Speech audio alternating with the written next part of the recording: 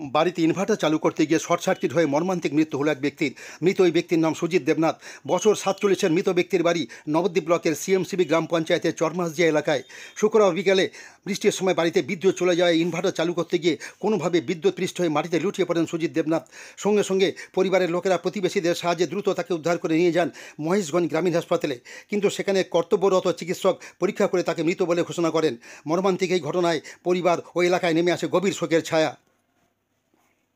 কালকে বৃষ্টির সময়, দুপুরবেলা বৃষ্টি 4টের পরে বৃষ্টির সময় যখন কারেন্ট চলে যায় তখন ঘরে ইনভার্টার ছিল, ইনভার্টার লাইন দিতে গিয়ে যেভাবে হোক শর্ট সার্কিট হয়ে